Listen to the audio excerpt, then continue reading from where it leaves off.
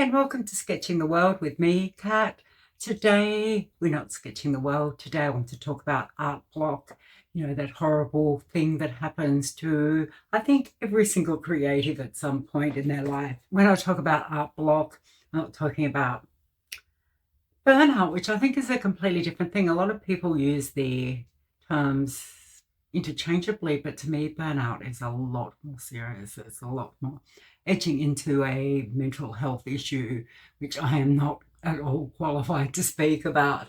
I'm just talking about art slump, an art slump or a block, which is kind of like if you think of your art life, your creative life as being a cycle.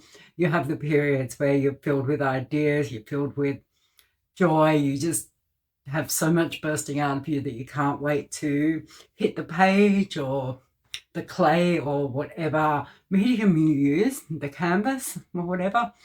So yeah, that's the good times. And then you can get, the slump can sort of hit any time, and it's like you still want to create, you still want to do those things, but you want to do them with the enthusiasm you used to have.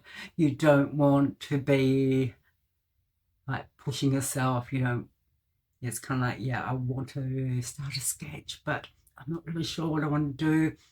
You could be doubting yourself, thinking, oh yeah, if I do this, it's going to look a bit cheesy. If I do this, it's something I've done so many times before, but I'm not sure if I'm confident enough to do something else. So yeah, it can be a bit of a tough time mentally. And so here are some tips to help you out if you are feeling that way. Okay, this is the first tip, and it's a pretty obvious one, but I think it's really important. And especially if you're doing art as a hobby, like if you're a professional and you have deadlines, there's work you need to get done, then you can't rest. Like, it's your bread and butter. You've got to get food on the table. But if you're doing this as a hobby or something that you just enjoy, then take a break. If you're not feeling it, it's easy enough to take a week off, take a few days off, take however long you like. I think it's important to remember this too in sort of these times where you've got things like Instagram and you just start getting this real pressure that if you don't post every day, you're gonna be hated by the algorithm, that you're going to lose followers, you're going to not grow. But your own sense, your own, how you feel inside is much more important than how many followers you have on Instagram. Yeah, just take a few days off, go out and do something fun and come back with a whole new sense of inspiration. Instagram's still going to be there. Your followers may still be there. Hopefully they're still there. And if you've got a whole sense of joy and happiness in what you're doing, you're going to get more followers. Like, nobody wants to follow someone who's doing this as a chore. So yeah, I might actually do a video at another time with a whole list of fun artist dates that you can take yourself on to, perk yourself up. And I hate this expression, but to fill your creative well, so that you're not just drawing on nothing. No pun intended there, but yeah, good, well, and yeah, so that's the first tip. And maybe set a deadline around, like, I'm going to rest for a week or 2 weeks, however long you like, and then come back with a whole new sense of inspiration. I mean, sometimes too, having that, like, I'm not drawing for a week, as soon as you're telling yourself not to do something, that's all you want to do. So that's also a bonus of having a break. Sit on the beach, drink some cocktails. That's what I do.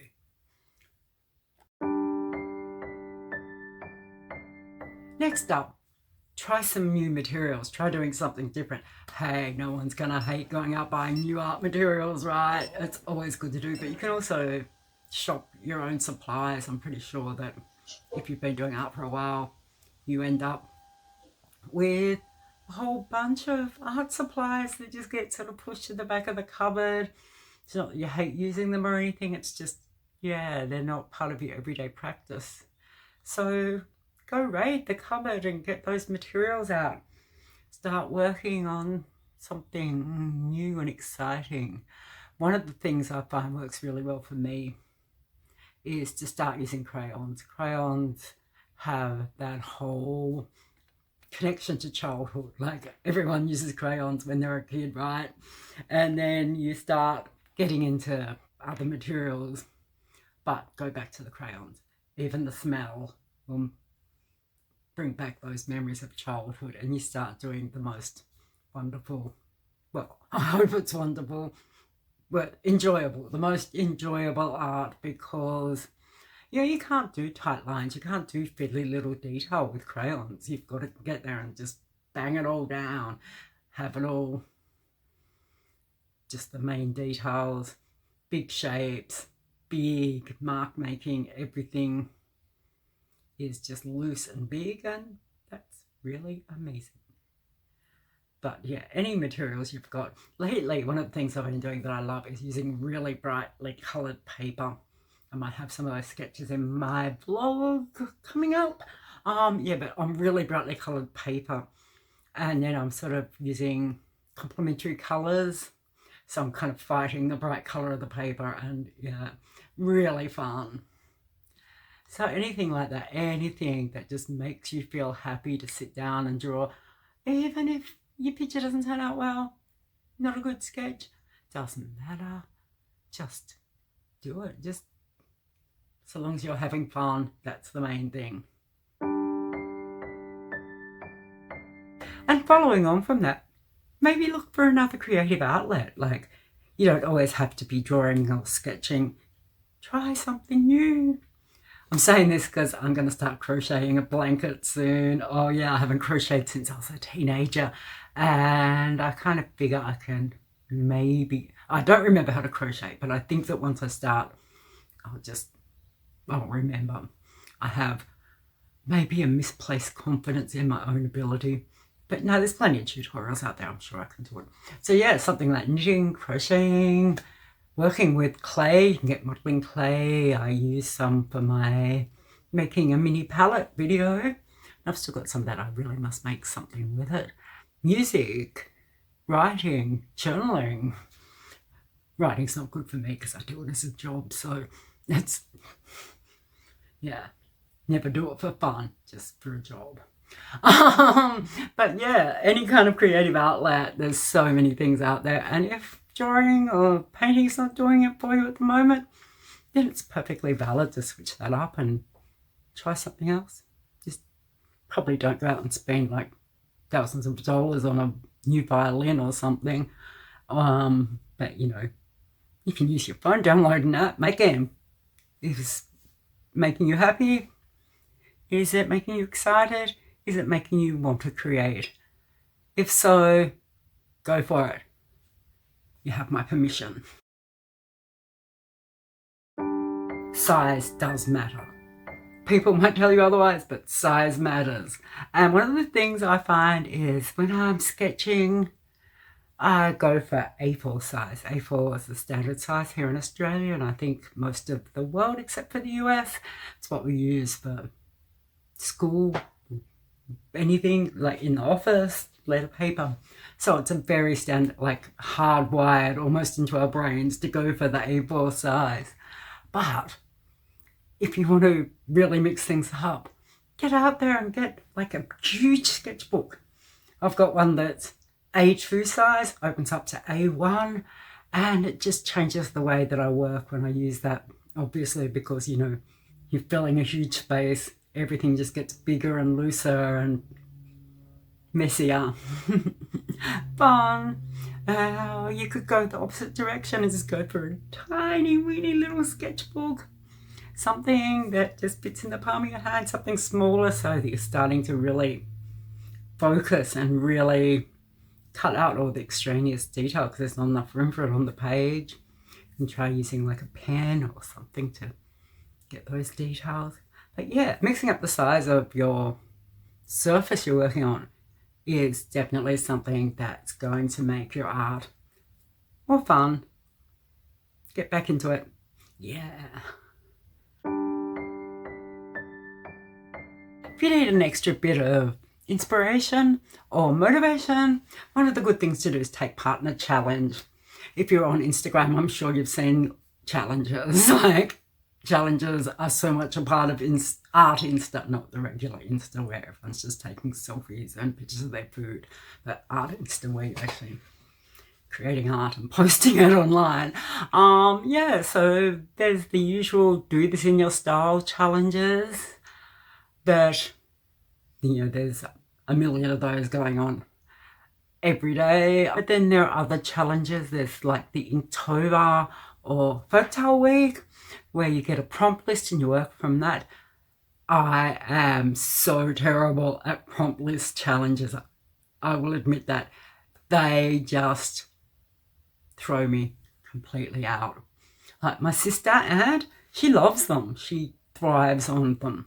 But for me, you give me a prompt for the day, like dog. That's easy enough, right? No, because I start overthinking it. Like, if I just draw a picture of a dog, everyone else is going to be just doing a picture of a dog. So maybe I need to work with trying to find a way to do something different, like a saying about a dog, or I don't know, dog ear on a book. Is that what they call it? Dog ear. Yeah, something like that. And then I just keep thinking and thinking, and then I'm like, no, I'm overreaching, but crazy brain stuff going on. And yeah, not for me. But I do love just a fairly simple challenge. At the moment, I'm doing the 3 materials challenge, which is using 3 materials. So maybe a red crayon, a blue pencil, and a yellow paint stick. And you draw a picture in half an hour. It's easy enough to fit into your day. And I find that just using the 3 materials, like keeping it really simple, I'm starting to really work harder on mark making and trying to differentiate the colors, trying different ways to blend different materials. So yeah, lots of stuff. Start simple, start with, what are those words? Limitations. Start with limitations, and then yeah, that really buzzes the creativity. But any kind of challenge is good, and I think it's a good way for building a community and meeting other artists. Not actually meeting them online, chatting online. I don't actually meet people because that's people outside the house. Challenges, get into them.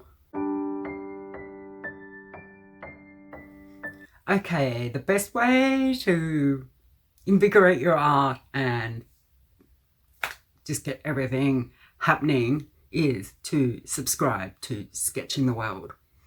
If you're not subscribed already, I highly recommend it. It is going to change your life.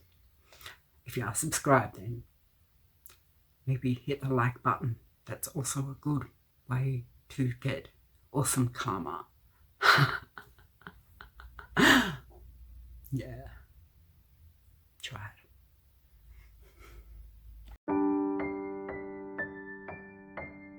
Break your routine. Like, routines are great. Routines are how we get stuff done.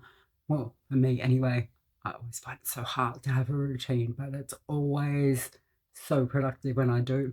But yeah, sometimes it's good to break out of that routine, to maybe throw a sketchbook in your bag, and when you're on your way to, I was going to say pick up your kids from school. Don't do this on the way to pick your kids up from school, because you'll be late picking them up, like my mother used to always be when I was a kid, and your children will have issues for the rest of their life. So don't do it on the way to pick up your kids. But when you drop them off, if you're a stay-at-home mum and you're dropping your kids off at school, take the sketchbook with you, and maybe stop somewhere on the way home and get some sketching done. Or if you're working in an office, leave early in the morning. Leave an hour early. Yeah, I know. I used to do this and it killed me. Like, I hated commuting to work, So I would get up insanely early and catch the really early train to work. Like, when you catch an early train, it's great. No one speaks, no one makes a noise. Everyone's just in a zombie state and it is so quiet. And yeah, then you can go grab a coffee and do some sketching. Or, I don't know, if you have a routine like mine, just leaving the house is breaking your routine. For someone who travels a lot, I really hate leaving the house. Yeah, break that routine. Do something crazy. And finally, this is a big one. This is the one that's going to get you working and creating like nothing else. It's not something I've ever done for my art, but I do it a lot with writing. It's the only way I actually ever get any writing done, and that is to commit. Commit to something. Commit to something. Well, you can make a commitment to yourself. You can make a promise to yourself. Hey, self, let's create a sketch every day. Let's do this. Let's do that. But maybe you are the kind of person who can make a commitment to yourself and stick to it. And if you are, I admire you so much, because me, not gonna happen. It is not going to happen. What I need is a commitment that involves serious damage. And that's either damage to my wallet or damage to my ego. So with writing, what I often do is I book in an editor to go through my finished work. And then I have to pay for the editor. And if the work isn't ready on time, I still have to pay the editor. So if I don't get the writing done, I'm just throwing money down the toilet.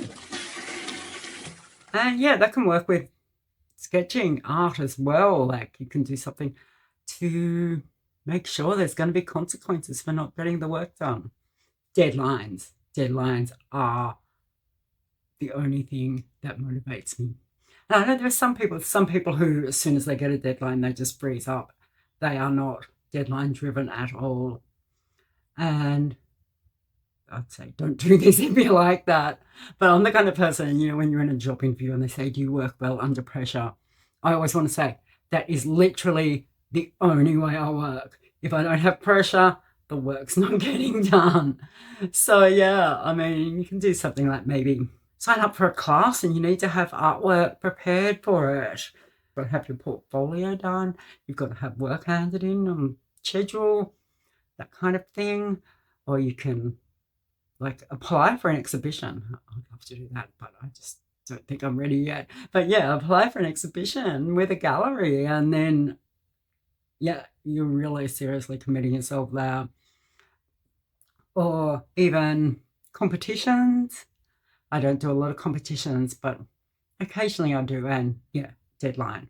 You've got a deadline. The work has to be done. Anything that, involves that kind of commitment is going to get you working, and it's going to cut through all the talk in your head, like head talk. Oh, we don't have time to do this. Oh, we don't have the talent to do this. We can't do it, man. Oh, shiny thing over there. Oh, gotta watch something on Netflix. That's all gone because you've got a deadline. You don't have time to dig around with all that stuff. But in chair, pencil in hand, you're working. And it's a really fun way to work. I find fun. Stressful, but fun. And then you go back to step one and take a break. But yeah, those are my main tips for getting through art block. If you've got anything that's really helped you and I haven't mentioned it, leave it in the comments and let me know, because sharing tips is always good. And as I said before, subscribing, also good. Thumbs up, like. Otherwise, I'll see you next week with another video. Thanks for watching and have fun with your art this week.